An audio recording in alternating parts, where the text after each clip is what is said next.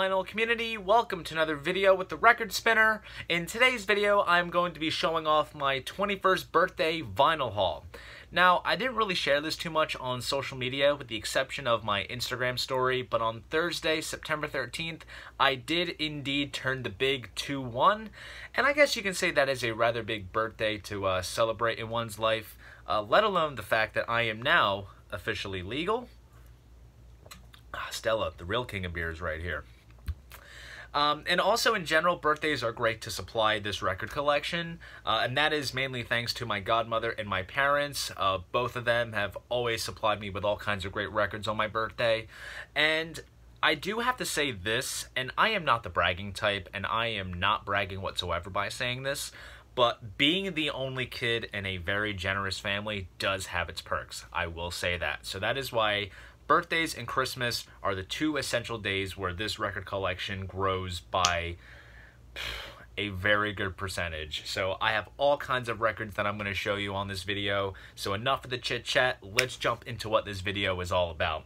So the first batch of records I'm going to show are from my very dear godmother, Aunt Joyce. She is the absolute best, and she picked out a very good selection of records for this year's birthday. I usually give my godmother, my parents, my Amazon list, and I just tell them, do what you want with it. You know, there's not really a priority thing. Anything is fair game, to be quite honest. So, right off the bat, we are going to start off with a bang right here. This is Black Sabbath, The Ultimate Collection.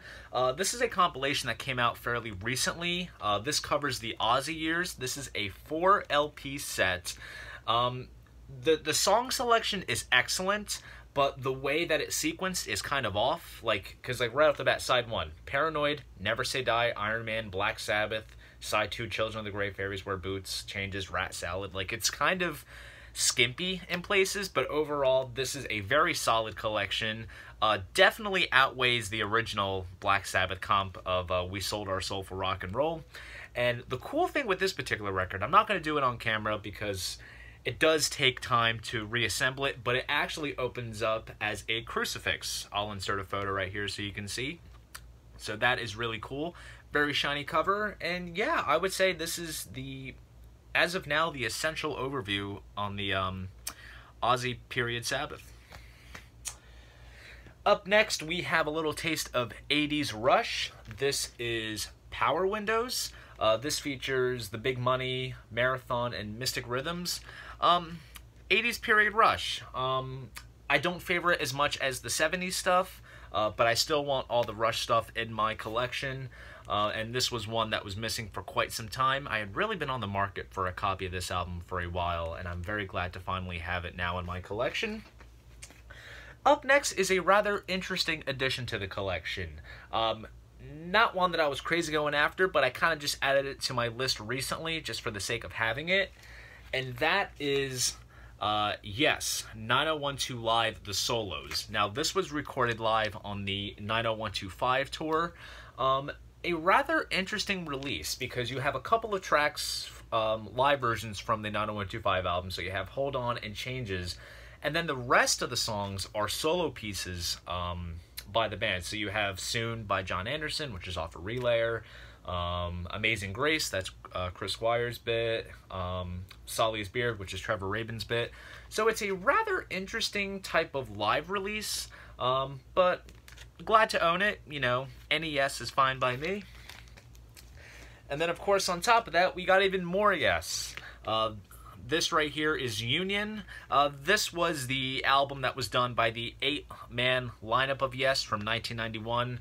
So you have John Anderson, Bill Bruford, Steve Howe, Tony Kaye, Trevor Rabin, Chris Squire, Rick Wakeman, and Alan White.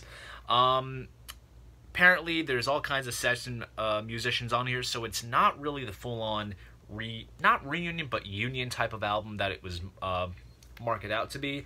But there is a great track on here called Lift Me Up, which was like the hit off the album. And then you also have Shock to the System, I Would Have Waited Forever. So it's really not too bad. It's a rather interesting thing. So kind of picture it as the ABWH Yes, which was Anderson, Bruford, Wakeman, and Howe, and mix it along with what Chris Squire and Trevor Rabin were kind of doing, and that's pretty much the final product here. So not bad of an album to have in my collection. And up next is an artist that I actually did not have any records of, and this is kind of bringing the sort of 90s alternative side out of me, which I showcase very little in my collection, but I am glad to own it, and I think this is probably the best one to own. This right here is Jagged Little Pill by Alanis Morissette. It's an album full of hits. You have You Ought to Know, of course. There's Ironic, Hand in My Pocket. Those are some of the big notable ones on here. This is also a very reputable pressing. This was done by Chris Bellman, pressed at RTI. Very glad to own this. And yeah, I figured if I was going to have any Alanis Morissette in my collection, this was the best place to start. So I got that. And then we have another artist that I did not have any records of. Of course, I have some records of the band that he was most notable for being in. But this is indeed the debut solo effort from Phil Collins. This is Face Value. Of course, this features In the Air Tonight. And you also have I Missed Again, which was another single off the album. And then, of course, you also have his take of the Genesis song Behind the Lines and the Beatles classic Tomorrow Never Knows. As you can tell, this is a recent reissue because all of the album covers have changed to feature Phil's more modern, older face. Cool gatefold with all kinds of photos and liner notes and whatnot, which is really cool. And yeah, I figured, you know, to get in the real spirit of like the raw, like early Phil Collins solo stuff, this was an excellent place to start. I think I have a lot of his early solo work from the 80s on my Amazon list, so I thought this was the best place to start. So very happy to own this. And then up next was a band that I was really into, if you saw on my last vinyl haul. Very glad to own this album, especially considering the time frame that it's from. This is Deep Purple's Perfect Strangers. This was the reunion album that came out in 1984, which features the classic Mark II lineup, which is Roger Glover, Ritchie Blackmore, Ian Gillan, John Lord, and Ian Pace. So you have tracks like Knocking at Your Back Door and the title track. Those are two excellent songs off this album. Very excited to own it. And I do have to say, in terms of Deep Purple's discography, I'm always gravitating to more of the classic early like 68 to 76 stuff. Not so much anything that they've done 84 and beyond. So this is going to be a good place to start. And hey, perhaps I'll add up some more recent period Purple records in my collection. And up next is now the official best-selling album here in America. That is Eagles' Greatest Hits. Now, this isn't just the first Greatest Hits. This is a dual pack of Greatest Hits 1 and Greatest Hits 2. This came out fairly recently, and to be honest, in terms of on vinyl, this is the best retrospective overview on the Eagles. So you have the two albums here, both individually.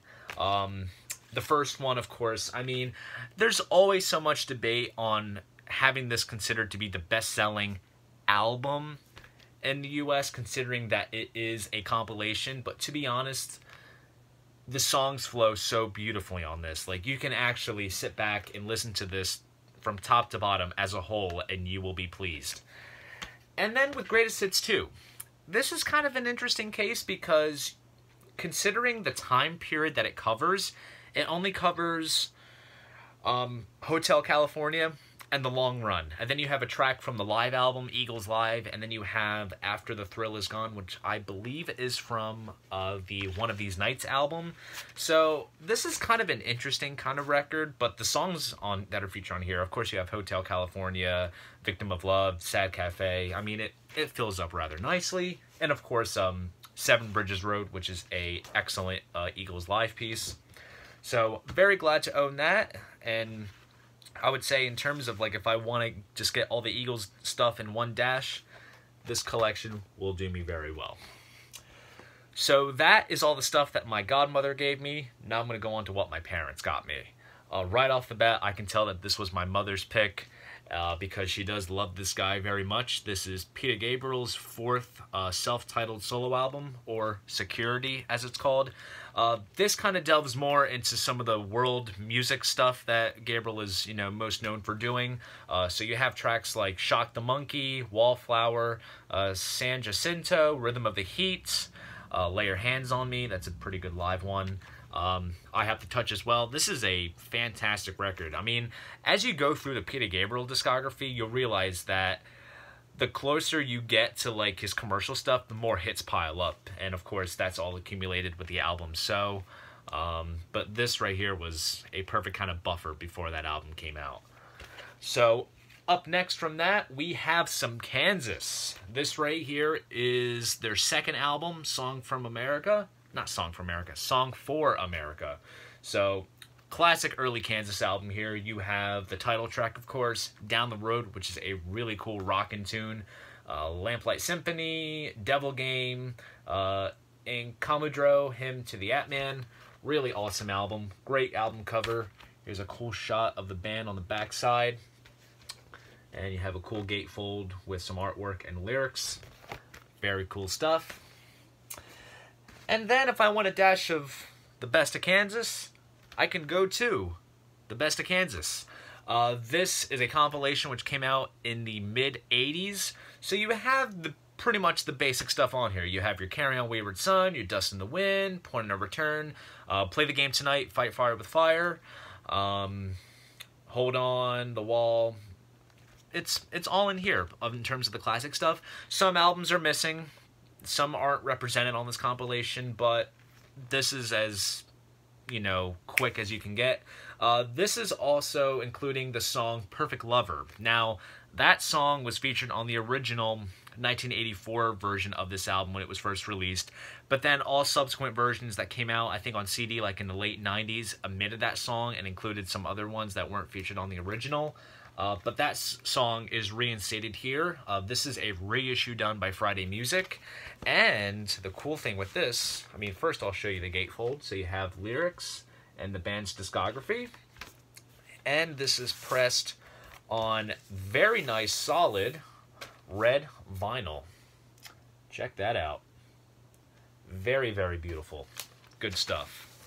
So we'll just put that back.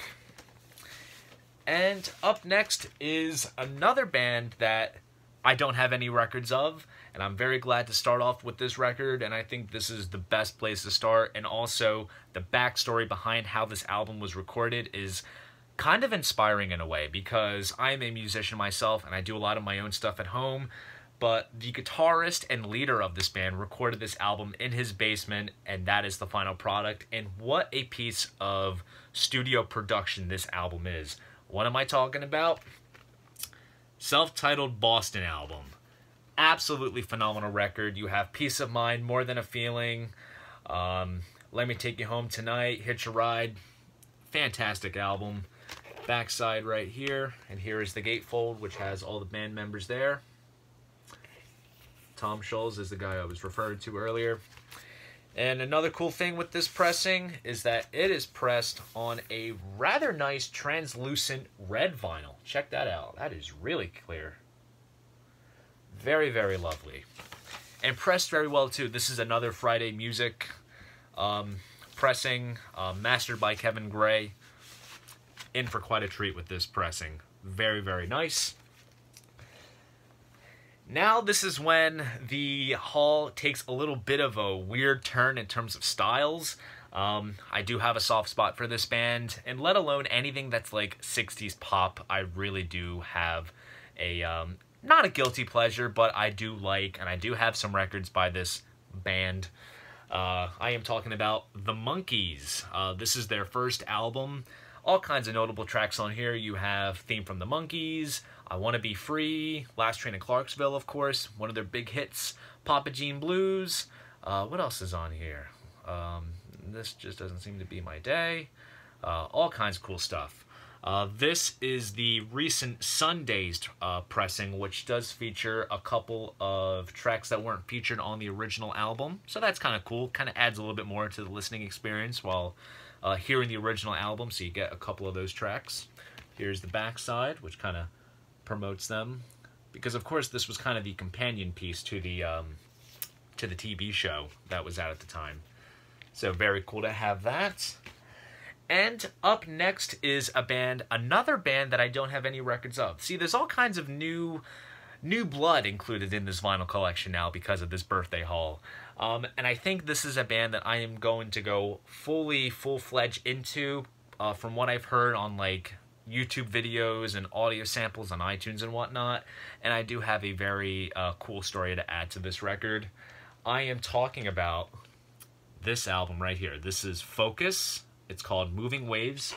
Now, if you haven't heard of Focus, pause this video and check out the song Hocus Pocus and just hear it for yourself.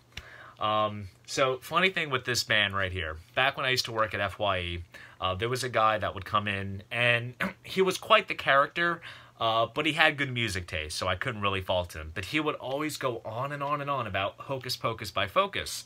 And right off the bat, just that statement alone, Hocus Pocus by Focus, I'm like, what the hell is he talking about?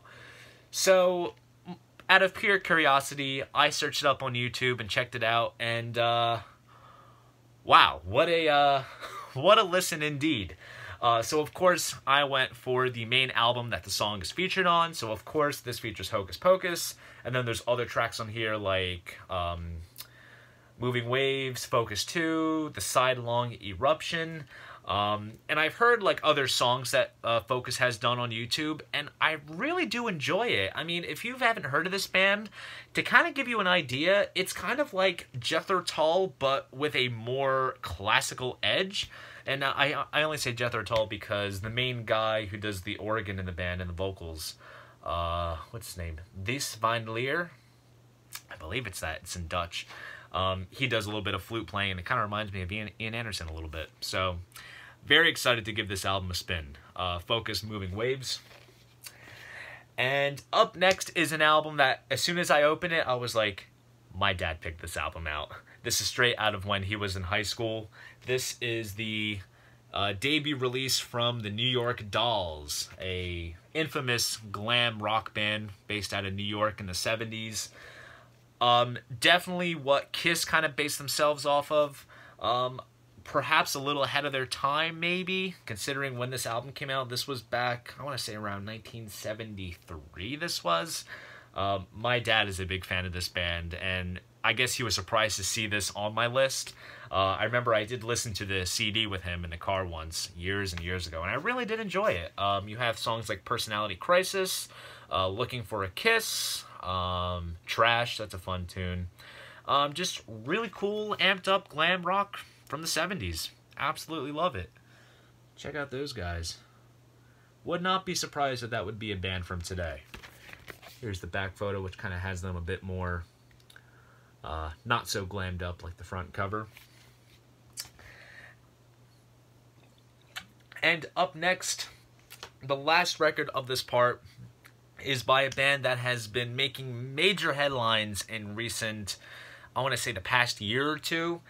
They have a full-length album coming out in October. I'm hoping I can get it as soon as possible. There's all kinds of stuff coming out in October, and it kind of is holding me back from jumping on it as quick as I want to.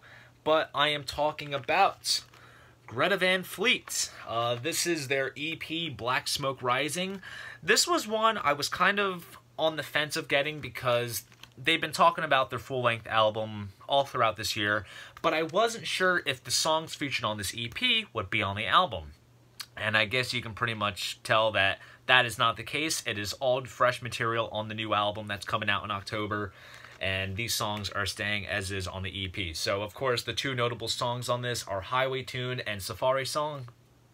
I'm sure if you're watching this video, you know exactly who Greta Van Fleet is, but if you're not aware, it's a 21st century Led Zeppelin. What more can I say? Very glad to own this album. Not this album, this EP, if anything. And I am glad to be checking out their full-length album when it comes out in October. So, that is mainly what I got from my parents. Now, there is a record that is missing, and that is only because it is a pre-order. My dad wasn't aware of it, but it's coming out later on this month, I believe on September 28th, which is the last Friday in the month. That is the reissue of Kansas Audio Visions, and apparently I have not seen any photo prototypes of this pressing, but it is apparently going to be on blue and black translucent swirl vinyl, and it's going to come with a poster. I will be showing off that record when I do my next bi-monthly vinyl haul video, so that'll be around like early November at the earliest, so I will show it off on that video. So, also, thanks to my parents, I did get a $50 Amazon card, and of course, I spent that very wisely. First, the main pick of this little Amazon splurge I did, it's a record that I've been aware of for quite some time, and I was holding off of it because it's official, but it's not really official. What exactly am I talking about?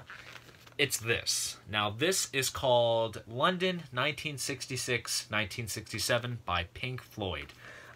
Now, this is a early recording session from January 1967 at Sound Techniques in, I believe it's London, I think. This was right around the time they did their first single, Arnold Lane. It's a 2-track record. You have a 16-minute version of Interstellar Overdrive, which is kind of the key track from the early Syd Barrett period in terms of like what the Floyd was doing in their live set, which was a lot of freeform psychedelic stuff. And then you have another track on here called Nick's Boogie. These tracks have been available in a multitude of formats. There is some studio footage of these guys working on these 2 pieces, which is absolutely awesome looking. If you have the early years box set, check it out, or go on YouTube, you can find it on there. Cool stuff. And I just figured that considering that EMI has not put these recordings out, or Sony or Pink Floyd Records has not put these out, I figured this would be a good placeholder, and it's kind of a missing gap in my collection because I am out to get anything that has the Pink Floyd name on it. And the cool thing with this record is that it does come with a cool inner bag, which has this fantastic photo of the band with Syd. But it is pressed, being very careful not to scuff the record. You can probably tell already on camera. It is pressed on very lovely, solid white vinyl. Very, very nice, and I'm looking forward to giving this a spin and getting in the early psychedelic spirit of the Floyd, which is one of my favorite periods. I am a huge sucker for the early Floyd stuff, let alone just the Syd Barrett stuff in general. It's material that I think is should get more emphasis as much as Dark Side gets, attention. You know what I'm saying? I'm sure the diehard Floyd fans will agree. And then on top of that is a record that has a little bit of nostalgic value to it. I remember my best friend got a CD copy of this album when we were in like middle school, and we would listen to it nonstop, and just this album just brings me back to that time frame. And that is Linkin Park's Minutes to Midnight. This was the first time that the band was kind of making the crossover from their rap rock roots. They started implying a little bit more of a mellow, not pop, but bit of a softer kind of sound, which I think on this album, it's the perfect mesh between the new sound that they were going after and the sound that they had established on Hybrid Theory and Meteora. This is a great record. Absolutely love it. Probably my favorite Linkin Park album. And the artwork is absolutely cool. There's a really cool insert, which I'll show off, which features the lyrics and some artwork to go with the songs. Very, very awesome, and I am ready to go on a major nostalgic trip and give this album a spin. So, that right there is the main part of it. I did get some birthday cash, and this past weekend from the filming of this video, I actually had a day off to myself, and I actually went to the Rock Shop, which is the record store that I filmed a video on this channel at, and I do have to give them a major shout out and a major thank you due to the positive reaction of that that record store video that I did. I want to say this was around July, perhaps it was uploaded. Because of how it turned out and to their liking, they actually went ahead and gave me a $20 gift certificate, just kind of as a, you know, good job kind of gesture. So if you guys are watching this, thank you very much. I really appreciate it. And that went towards my birthday vinyl haul. So first, right off the bat, was a record that I knew was there from the last time I was there, and I kind of had a feeling it was still there. And this was a record that I surprisingly did not own in my collection, and it kind of fills a gap too, because, and it's a big gap considering the album that it is. I am talking about Number of the Beast by Iron Maiden. What can be said about this album? This is probably one of Iron Maiden's best, if not their best album. Of course, you got Run to the Hills, you got the title track, Hallowed Be Thy Name, Children of the Damned, The Prisoner, 22 Acacia Avenue. Absolutely fantastic new wave of British heavy metal album. One of Maiden's absolute finest hours. This was Bruce Dickinson's first album with the band. He is the voice of Maiden, and man, truly made his mark on this record. Absolutely brilliant. And another band that I did not have in this collection. See, I'm telling you, this haul is really just fulfilling a lot of gaps in my collection and what I was really seeking out for. I am talking about the debut release of Heart. This is Dreamboat Annie. Fantastic rock album. Magic Man, Crazy on You, the title track Dreamboat Annie, Sing Child. I mean, think of it as Zeppelin, but with a female vocalist and a guitarist. You have Ann and Nancy Wilson, the two sisters that really front the group. Awesome gatefold cover with photos of the ladies with the guys in the band. And then you also have a cool lyric sheet with lyrics so you can sing along. Very glad to finally own this album. This is one that I've been going after for quite some time. Very glad to own it. Up next is, I guess you could say, it's the final piece to my classic, I guess, Beatles catalog. In terms of the main studio stuff, it's complete. Now it's off to get the compilations, the anthologies, and whatever else is there. I am talking about Past Masters. Now, this is a compilation which brings together, excuse me, all the singles that weren't featured on albums, B-sides, EP tracks, basically all the oddities that did not find a home on the studio albums.